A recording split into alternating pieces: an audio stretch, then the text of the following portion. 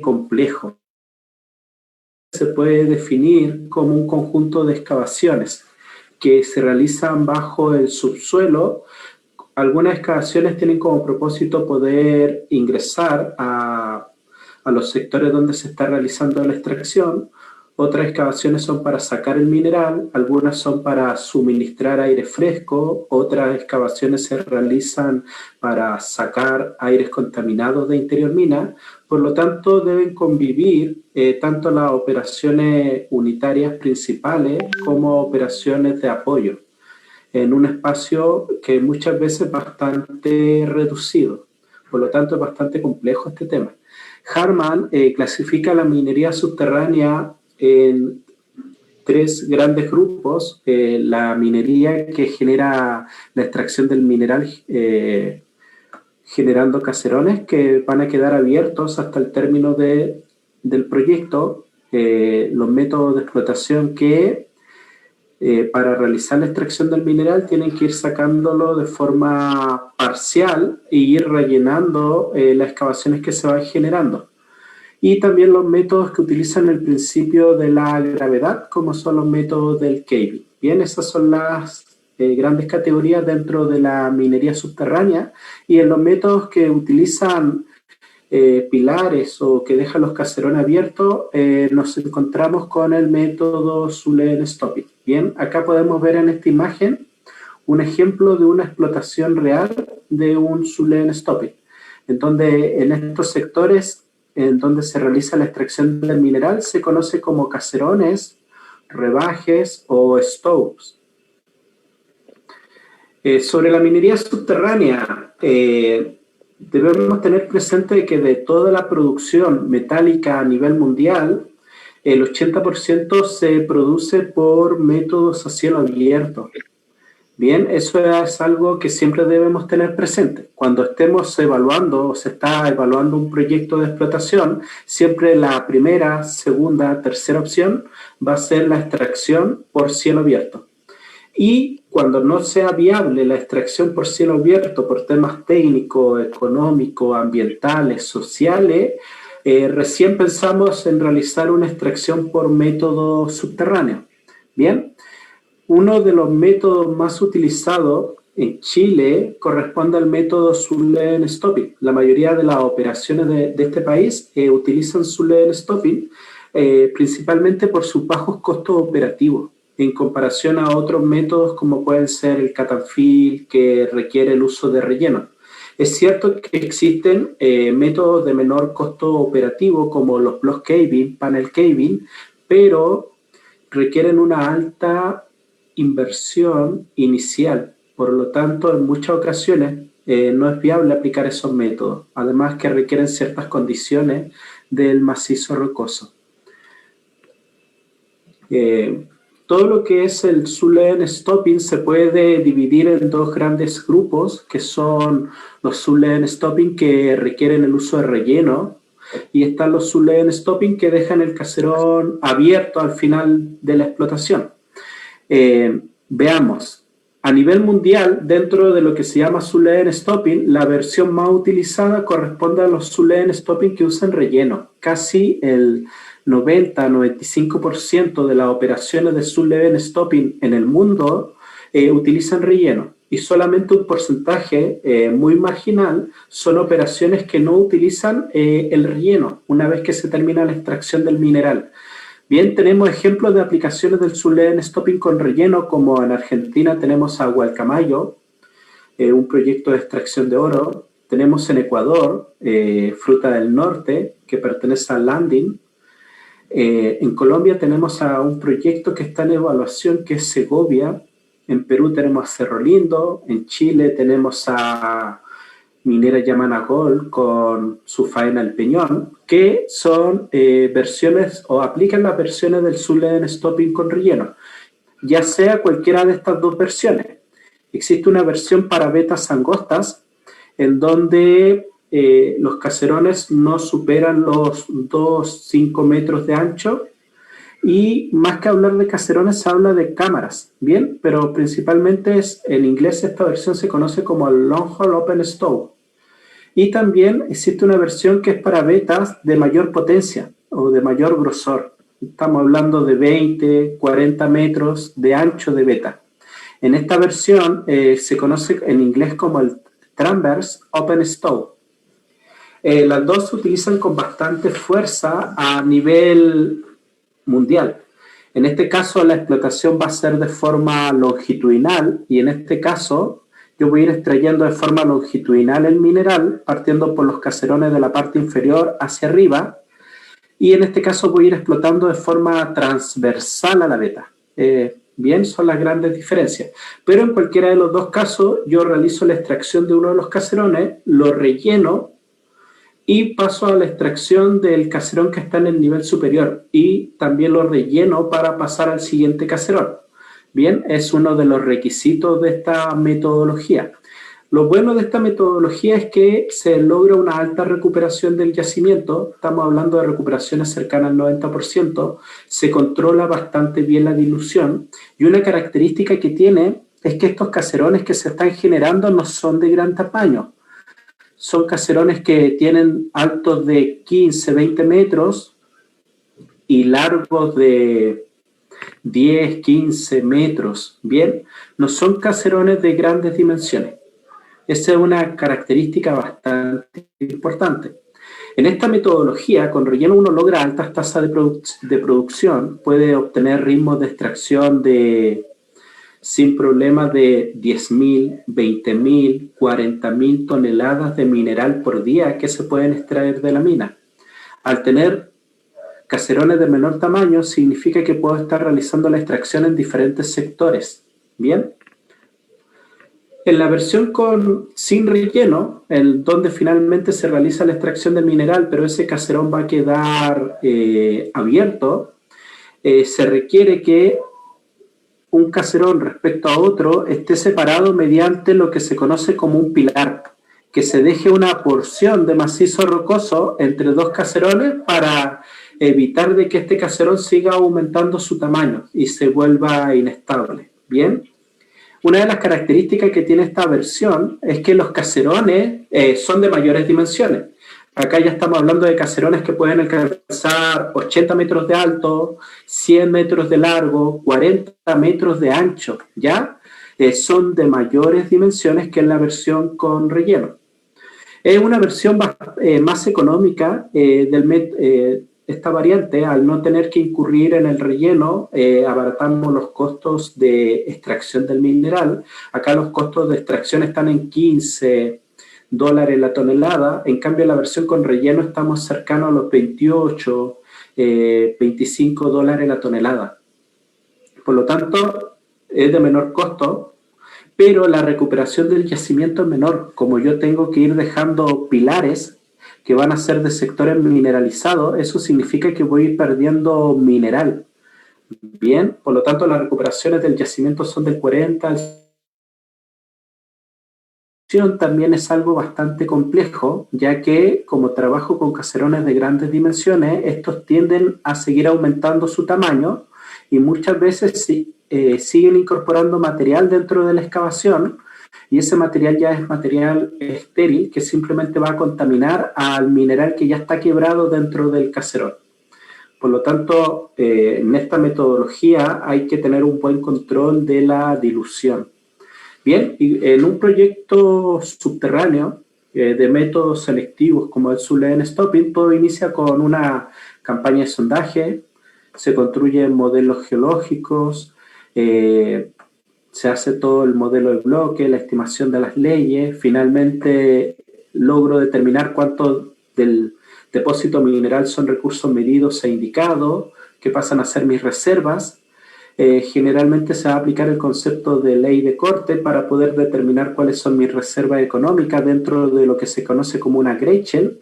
¿Y por qué esto es importante? Porque dentro de ese mineral, que no corresponde a todos los recursos, sino a la porción que está sobre cierta ley de corte. Los recursos mineral puede ser todo esto, pero lo que está sobre cierta ley de corte puede ser esta porción. Y es en esa porción donde yo voy a hacer el diseño minero, es donde yo voy a generar mis caserones. en un sector que sea confiable, o sea de categoría medido e indicado y además sea económico. Voy a generar el diseño de las unidades básicas de explotación, que en este caso son los caserones. Voy a generar el diseño de todas las galerías o excavaciones de acceso, de preparación, de ventilación. Y luego viene la siguiente etapa, que es la etapa de confeccionar los planes de producción, planes de preparación, cálculo de flota, para pasar a lo que se conoce como una evaluación económica del proyecto y poder determinar la rentabilidad del proyecto, saber si este proyecto económicamente es viable, cuánto es el banco que yo voy a obtener por invertir en este proyecto. Por lo tanto, este esquema es un esquema general de un proyecto de Zulene Stoping. Podemos ver que el proceso de diseño, que es este proceso que está acá, respecto al proceso de planificación, que es esta etapa que está acá, están separadas, están desagregadas. Bien, no es un diseño y una planificación integral, sino que yo de forma parcial voy realizando esto. O sea, yo genero un diseño y luego ese diseño yo lo someto a un proceso de planificación. Y a ese proceso de planificación lo someto a un proceso de evaluación económica. En cambio, en minería a cielo abierto, hoy en día se cuenta con herramientas o modelos matemáticos de optimización que me permiten diseñar y planificar al mismo tiempo. Bien, con el fin de obtener el óptimo global para un proyecto a cielo abierto. Tenemos metodologías como Lechan-Grossman, el cono flotante, que me permite eso, diseñar y obtener un plan minero para evaluar rápidamente la rentabilidad. Y existen software que realizan eso. Hoy en día en la minería subterránea eso no existe. Hoy en día tenemos que realizar estas etapas de forma desagregada. Primero diseñamos la unidad básica de explotación, luego diseñamos los caminos dentro de la mina, luego planificamos la producción, luego la preparación y luego evaluamos económicamente. Ya, obviamente, no vamos a alcanzar la mayor rentabilidad de un proyecto si lo hacemos de esta manera. De forma parcial vamos realizando cada etapa. Bien, sobre el diseño de minas subterráneas, esto es un tema bastante complejo. Puedo decir que es más complejo que diseñar minas a cielo abierto, el diseño de minas subterráneas. Se debe tener muchas variables en consideración. La forma del yacimiento, las propiedades geomecánicas, se debe tener restricciones económicas, restricciones operativas.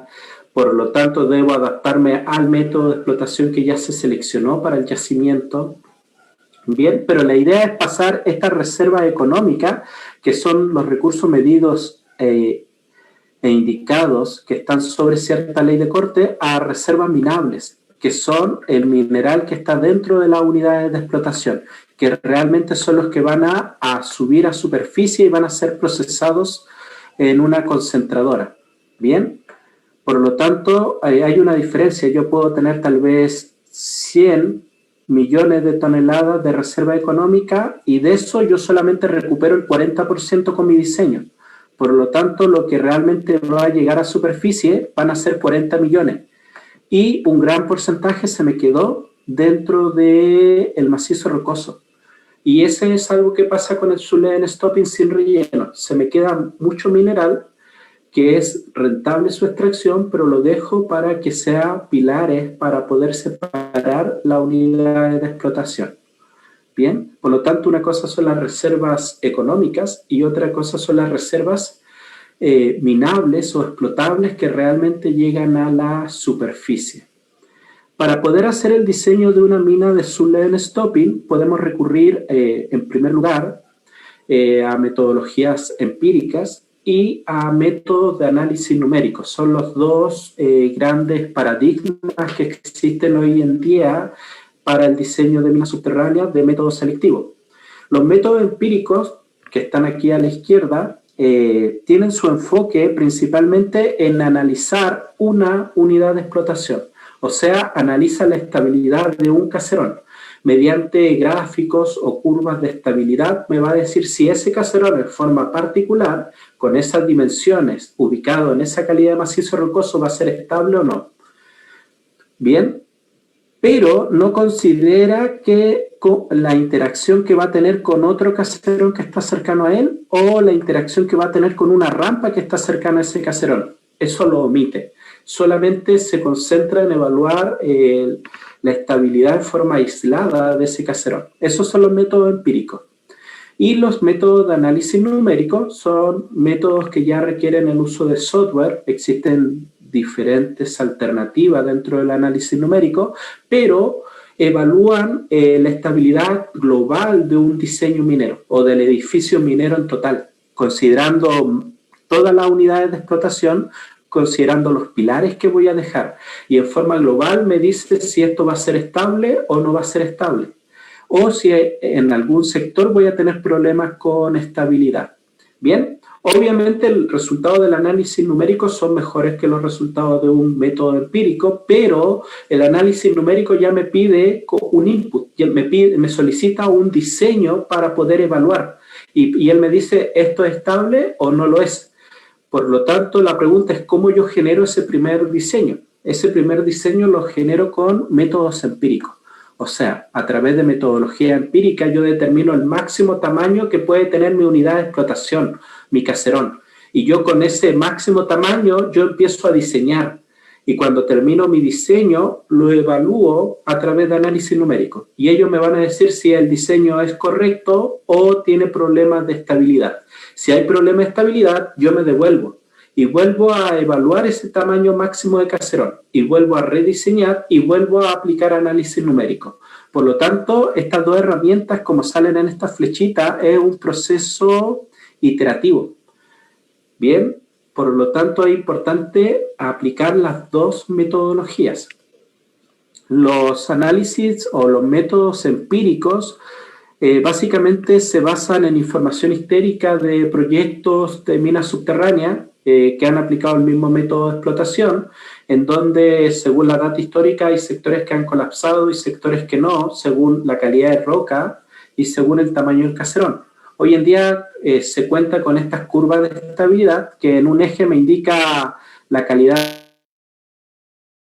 me indica el tamaño del caserón o de la pared de un caserón, porque este análisis es por paredes, ¿ya? Si yo tengo una buena calidad de macizo rocoso, entre más arriba yo estoy, es que tengo una mejor calidad de macizo rocoso, y acá, si estoy más a la derecha, es que mi tamaño cada vez de caserón es más grande. Si yo tengo un tamaño de caserón relativamente pequeño, y acá yo tengo una buena calidad de macizo rocoso, voy a estar en este sector. ¿Y qué significa eso? Que si estoy sobre esta curva, todo lo que esté sobre esta curva significa que esa pared va a ser estable. Si quedo entre esta curva y esta segunda curva de acá, significa que es estable si yo fortifico esa pared. Y quedar debajo de este sector, o sea, una mala calidad de roca con un tamaño de caserón muy grande, significa que eso va a tener problemas de estabilidad y tiene mucho potencial para derrumbarse. Por lo tanto, para eso me sirven estas metodologías empíricas, poder determinar cuál es el tamaño correcto o máximo tamaño para cierto macizo rocoso.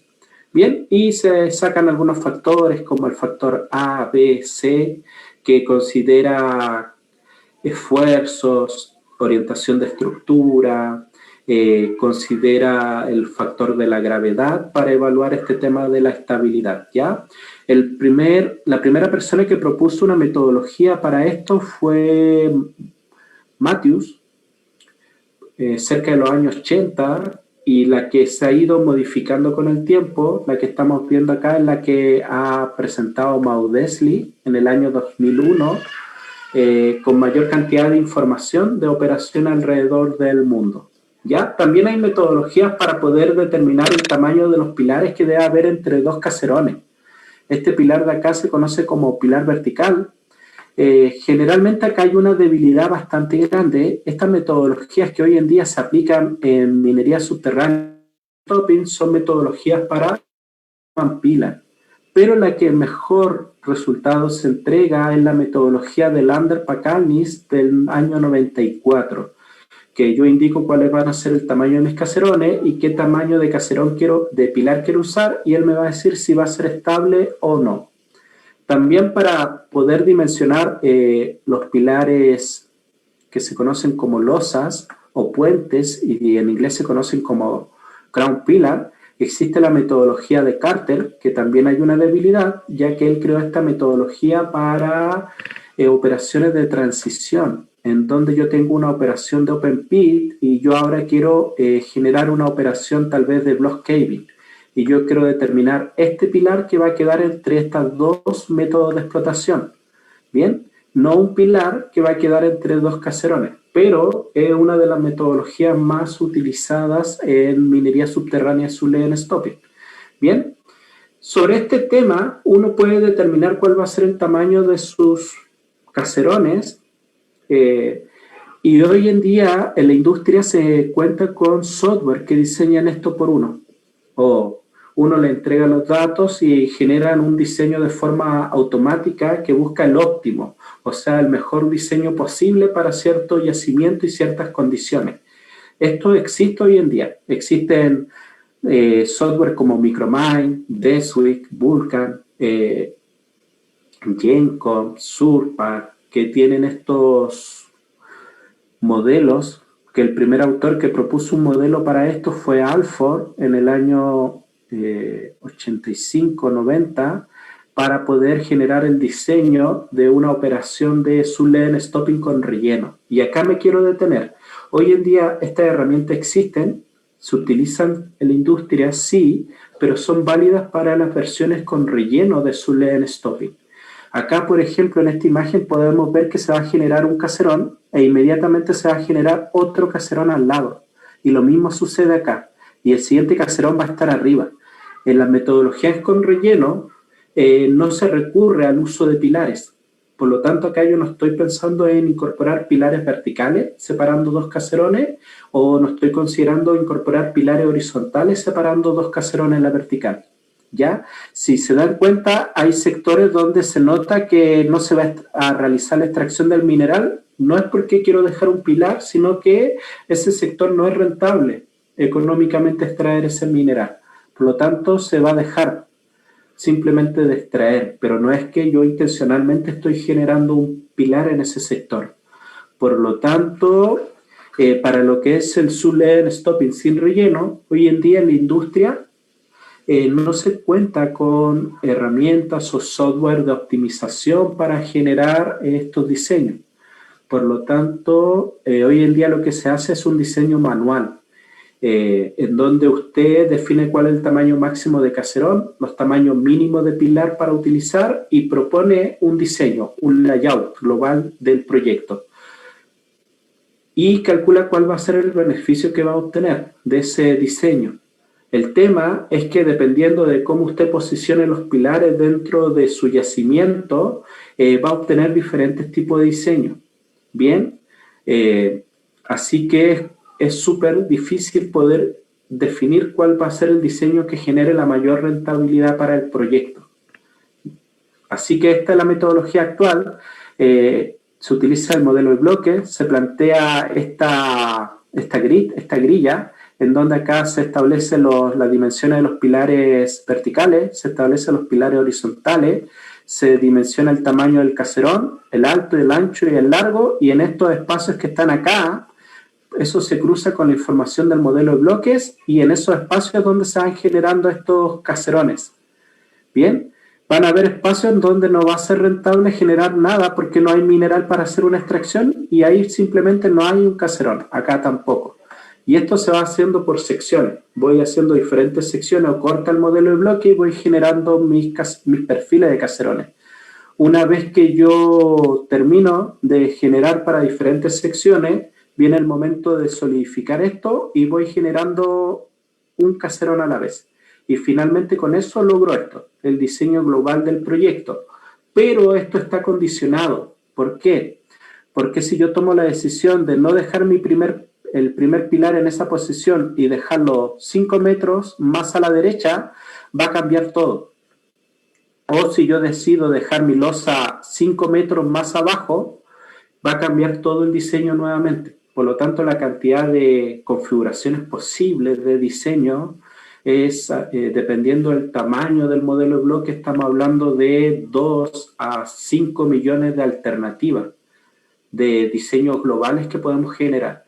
En la operación, en la minería, hacer este proceso requiere cerca de 2 semanas a un mes poder obtener un diseño. Por lo general, uno logra generar 2 a 3 diseños en ese periodo, con bastante experiencia, y se va a quedar con el que genere la mayor rentabilidad, pero no hay tiempo para poder hacer esto para 100.000 diseños, 1 millón de escenarios posibles. ¿Ya? Por lo tanto, lo que acá vamos a ver en este ejemplo la situación, fíjense que este es un perfil del modelo de bloque, acá están los sectores donde se presenta el mineral, que tienen un beneficio positivo, esto está valorizado, y si yo decido dejar mi primer pilar vertical en esta posición y dejar mi primera losa en esa posición, voy a generar estos caserones. Pero si yo tomo la decisión ahora de subir mi primer caserón en un bloque y generar nuevamente esto, o subirlo en 2 bloques, me voy a dar cuenta que tengo todos estos posibles diseños que todos son válidos, respetan el tamaño mínimo de pilares y respetan el tamaño máximo de caserones, pero solamente en uno de ellos yo voy a obtener la mayor rentabilidad, y en este caso, en un solo escenario, es donde yo obtengo el beneficio de 28 unidades, o sea, una mayor rentabilidad respecto a los demás. Pero todos están respetando los tamaños geomecánicos. El tema es cómo yo distribuyo los caserones. Bien, en este ejemplo bastante simple podemos ver eso. Además, las metodologías de los software de optimización que ya existen, ellos consideran que los caserones son como un rectángulo. Bien, una caja de zapatos simplemente, porque los métodos con relleno tienen esa forma los caserones. En las versiones sin relleno, los caserones se caracterizan porque en la parte inferior tienen una zanja o una batea para hacer la recolección del mineral, cosa que no tienen los caserones que usan el método con relleno. Bueno, así que acá se propone una metodología donde la optimización del tamaño de caserones incluye la presencia de esa batea en la parte inferior para diferentes tamaños de caserones, ya sean de altos o de anchos. Estas son todas las alternativas para caserones de 20 metros de ancho, para 30 y para 40 metros de ancho. Y acá vamos a ver la aplicación de esto. Bien, en donde tenemos un modelo de bloques de un tamaño de bloque de 10 por 10 por 10, se determina que el tamaño del caserón máximo son de estas dimensiones, 60 de largo, 50 de alto, 40 de ancho. Este es un modelo de bloques de una beta y se hace lo siguiente, se hace un diseño manual aplicando todos los conceptos y las técnicas que hoy día se usan en la industria y se aplica una heurística que se desarrolló para diseñar en forma automatizada buscando el óptimo global del diseño. Y en este caso, acá está evaluando todas las alternativas posibles para un caserón de 20 metros de ancho, para 30 o para 40. Finalmente, comparando los resultados de la metodología manual versus esta heurística que se desarrolló, se puede observar que en el caso manual, que es el caso 0, es donde yo no logro la mayor rentabilidad del proyecto, sino que yo la logro cuando yo aplico un ancho de caserón de 20 metros con esta heurística. Por lo tanto, podemos ver de que sí hay bastante por mejorar en las prácticas que existen hoy en día en la minería. Esto de acá, este diseño que están viendo ustedes acá, en donde no todos los caserones alcanzan el tamaño máximo, sino que hay caserones que son de menor tamaño. Tal vez si yo hago un caserón más grande, la rentabilidad que va a tener ese caserón va a ser menor. Por lo tanto, me conviene que sea más pequeño. Y en algunos casos los caserones alcanzan su ancho máximo y en otros casos no alcanzan el ancho máximo para poder generar la mayor rentabilidad. Este diseño de acá lo genera en forma automática esta heurística que se programó en el lenguaje, con el lenguaje de programación Python. ¿Ya? Uno ingresa un modelo de bloque, ingresa los parámetros y la heurística genera estos resultados.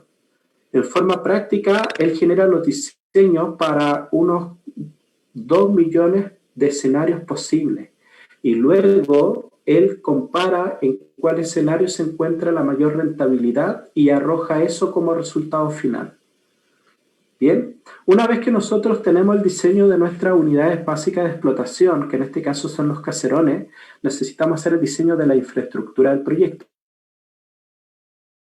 Ante el proceso de planificación, ya que yo puedo tomar la decisión de ingresar a mis sectores, a mis caserones de forma transversal, con una rampa, o puedo tomar la decisión de ingresar de forma longitudinal, por el frente de la veta o por el lado de la veta.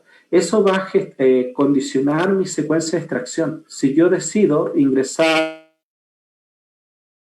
o sea, de forma longitudinal a lo largo, la extracción se va a tener que realizar del fondo en dirección hacia donde yo inicié o ingresé al mineral. Y lo mismo va a suceder en el segundo nivel. Voy a tener que extraer los caserones del fondo e ir en dirección hacia el acceso.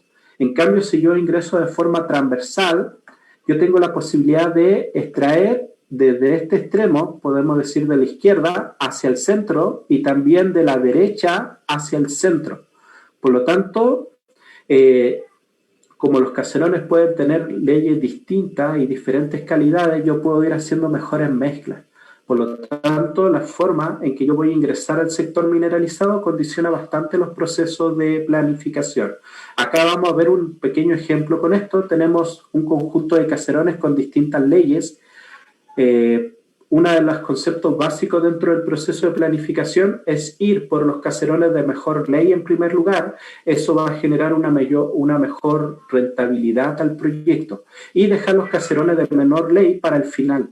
Pero esto se conoce como la macro secuencia de extracción, pero depende del diseño. Podemos ver acá, si yo tomo la decisión simplemente de hacer un portal en este sector e ingresar de esta manera, yo ya estoy condicionando el proyecto. Yo voy a querer, recuperar el mineral lo más rápido posible y que sean de las mejores leyes al principio. En primer lugar, estos son los que se habilitaron en segundo lugar, de esa manera se va a llevar a cabo la extracción. Me voy a dar cuenta que a medida que yo sigo construyendo túneles, voy habilitando nuevos sectores que van a ingresar a la producción y construyo esto que es el plan de producción. Pero este sector de acá no era el sector con mejor ley, sino que las mejores leyes estaban en este sector. Y lo podemos ver acá, que no parte, que las mejores leyes vienen después. Eso me genera una disminución en el VAR. Por más que yo cumpla con los ritmos de explotación del proyecto, eso no significa que yo voy a obtener el máximo VAR. Bien, está más condicionado al perfil de las leyes, comenzar con las leyes más altas y terminar con las leyes más bajas al terminar la explotación. En este caso podemos ver de que se toma la decisión de que el ingreso sea mediante un chap o un pique, un pozo. ¿Y eso qué me va a permitir? Poder acceder de forma rápida a los sectores de mejor ley y postergar el ingreso de los sectores de peor ley, que lo voy a sacar para poder extender la vida útil del proyecto. Y podemos ver que tenemos la misma cantidad de años, tenemos las mismas tasas de producción, se logran, pero el perfil de leyes es distinto. Parto con leyes altas en los primeros años. ¿Eso qué significa? Que el VAR de este proyecto tiene el potencial de ser mayor. Por lo tanto, acá podemos ver que la rentabilidad de un proyecto subterráneo, aparte de hacer un buen proceso de optimización de la unidad de explotación, está condicionado a cómo yo defino el ingreso a la mina. Eso me va a condicionar la secuencia de explotación. Y en esa etapa tampoco hoy en día la minería subterránea se cuenta con un software que me genere esta optimización o me diga, usted debe ingresar por el norte e ir en dirección al sur. Eso no existe. Esto simplemente es algo que plantea el ingeniero a cargo de la planificación del proyecto. Y por eso se tienen que evaluar varios escenarios para ver en qué escenario yo voy a generar la mayor rentabilidad. Bien, una vez que yo defino cómo voy a ingresar al proyecto, tengo todo el diseño de la mina, tengo que preocuparme del concepto de la dilución, que tiene un gran impacto. Cuando yo voy a utilizar un proyecto con su lead stopping sin relleno, yo debo estar consciente que ese tamaño de caserón que yo definí se va a agrandar. Y existen metodologías para pronosticar, predecir cuánto va a ser esa sobreexcavación que va a sufrir este caserón. Y también existen métodos, una vez que yo ya realicé la perforación y tronadura y ya extraje el mineral, yo puedo ir a cuantificar en terreno cuál es el tamaño final de ese caserón a través de CMS, escáner que se pueden realizar, pero también hay una metodología para predecirlo antes de comenzar a extraer ese mineral. Y estas son las famosas curvas de ELOS, o que fueron creadas por Podbean en primer lugar. Estas curvas, según la calidad del macizo rocoso y la dimensión del caserón, me va a decir cuánto va a ser esta sobreexcavación, que se mide de forma... se va a sobreexcavar hasta tal distancia, y ese tonelaje o ese volumen de material yo lo tengo que incluir en mi proceso de planificación. Todo eso yo sé que se va a sobreexcavar e ingresar, generalmente con una ley 0, y acá yo voy a tal vez tener una ley del 0.8. Por lo tanto, yo voy a tener que mezclar mineral que está dentro del caserón con ese estéril y planificar con una ley del 0.6. Hacer todo mi proceso de planificación asumiendo una dilución ya del material. También en el proceso de planificación yo quiero construir un plan minero que establece la secuencia, el plan de producción, el plan de desarrollo, cálculo de flota, cálculo de costo, evaluación de la rentabilidad. ¿Ya? Un parámetro importante dentro de la planificación es definir la tasa de producción. Existen hoy en día reglas empíricas que no son la mejor alternativa en minería subterránea porque fueron construidas principalmente para minería a cielo abierto. Por lo tanto, hay que tener bastante cuidado con llegar y utilizar estas reglas. Lo mejor es definir la tasa de producción para cierto proyecto según la curva de rentabilidad del proyecto, que es la curva de Hall-Value. O sea, yo voy a definir de forma rápida una tasa de producción y ver cuál va a ser la rentabilidad o el VAN asociado a esa tasa de producción. Por lo tanto, si yo me doy esta tasa de producción, ¿cuál va a ser su VAN? Tanto. Si me doy una tasa de producción más grande, el VAN va a ser mayor. Si saco más mineral por día, voy a vender más, por lo tanto voy a ganar más. Si aumento la tasa de extracción, la rentabilidad del proyecto sigue aumentando, pero llega un punto en que si yo sigo aumentando la tasa de extracción, la rentabilidad ya no crece tanto. E incluso si la sigo aumentando, esta empieza a bajar. Y va a llegar un punto en que si yo la sigo aumentando y aumentando, va a bajar e incluso va a ser negativa. ¿Por qué? Porque voy a tener que invertir mucho en equipos para lograr ese VAN tan alto. Para poder tener esa tasa de producción tan alta necesito muchos equipos. Y a lo mejor el mineral que yo voy a sacar va a ser tan poco que no va a pagar todos los costos asociados a ese proyecto. Por lo tanto, hay una tasa... Y eso es lo que busca esta curva de Hall-Value. Establecer un plan de producción depende de la tasa de producción que uno define y de la macro secuencia de explotación que está muy condicionada al diseño de las galerías del proyecto. Con eso establezco un plan de producción. Por ejemplo, acá yo tengo la unidad básica de explotación, yo ya tengo el diseño de la mina y dependiendo de cómo yo voy haciendo la extracción de los caserones, es el plan de producción que voy a generar. Si yo defino sacar todos estos caserones en primer lugar, luego estos y luego estos de acá, que voy respetando la macro secuencia que debo ir desde el fondo hacia los accesos que están acá, me va a dar un plan de producción. Pero si yo defino una secuencia en diagonal, me va a dar otro plan de producción. Y si yo defino un avance en flecha, incorporando caserones lila junto con caserones café y luego caserones café junto con los caserones verdes, me da otro plan de producción, como lo que podemos ver acá. En este plan de producción yo dejé las mejores leyes para el final. En este plan de producción yo partí con las mejores leyes al comienzo. En todo logro cumplir con los ritmos de extracción, pero el perfil de leyes es distinto. Por lo tanto, solamente en una de esas configuraciones de planes de producción yo voy a obtener la mayor... Hoy en día, después de construir el plan de producción y definir qué caserón va a salir en qué año del proyecto, se construye el plan de preparación y uno dice qué galerías o en qué año se van a construir los diferentes túneles o galerías del proyecto. Bien, esto está condicionado al plan de producción, o sea, si yo defino que el caserón número 1 está en el sector norte de la mina, significa que los primeros años yo tengo que construir todas las galerías del sector norte.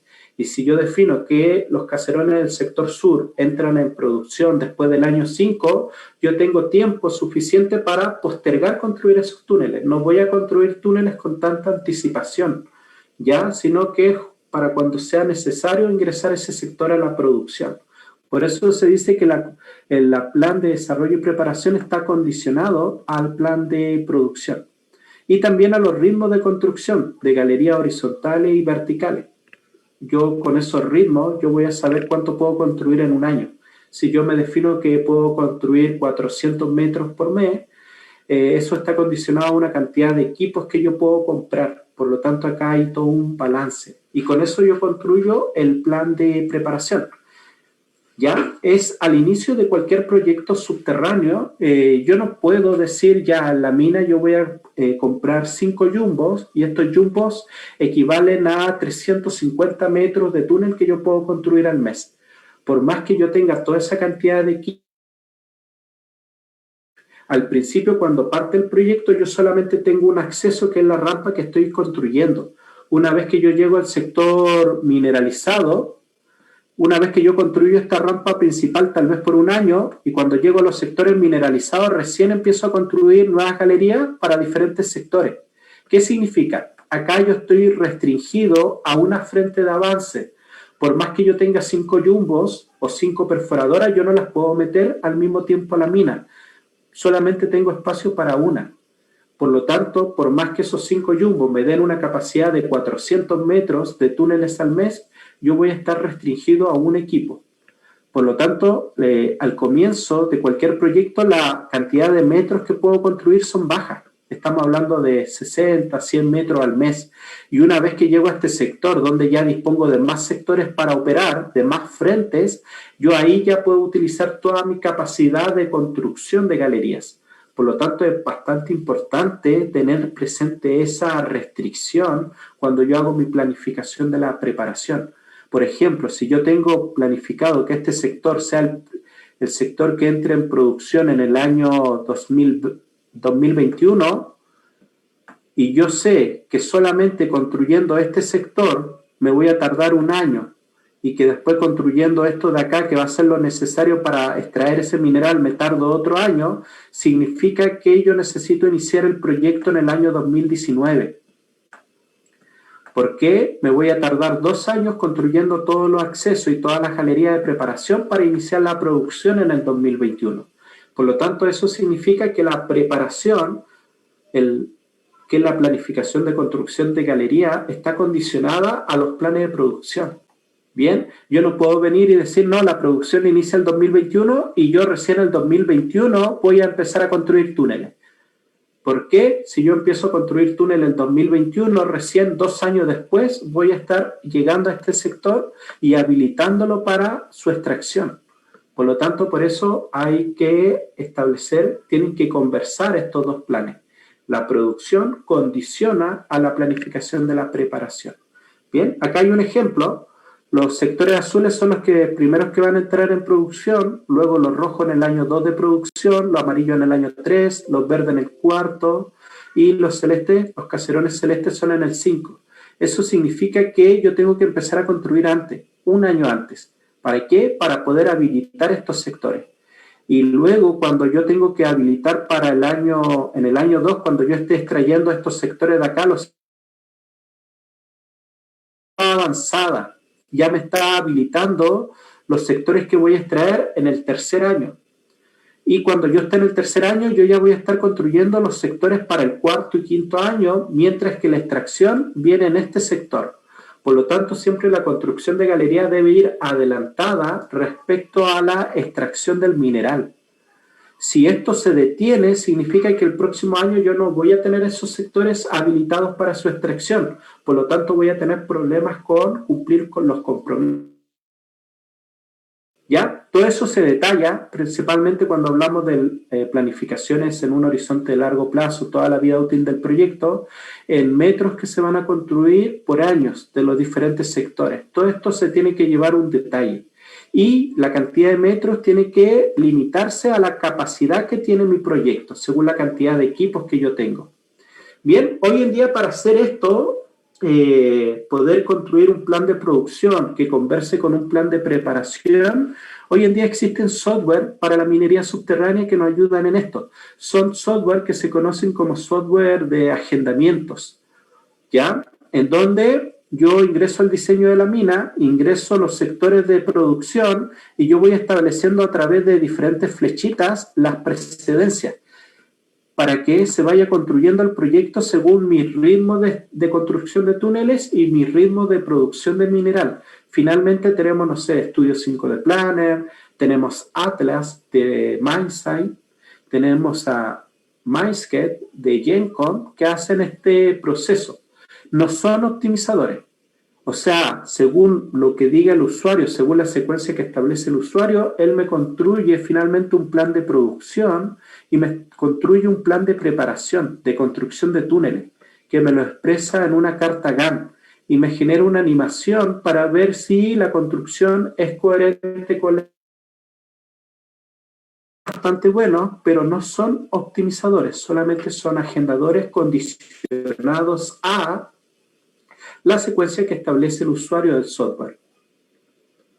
Para poder obtener un plan de producción óptimo que genere la mayor rentabilidad para el proyecto, hoy en día para el Zullian Stopping y minería subterránea existen software para generar planes de producción o algoritmos matemáticos.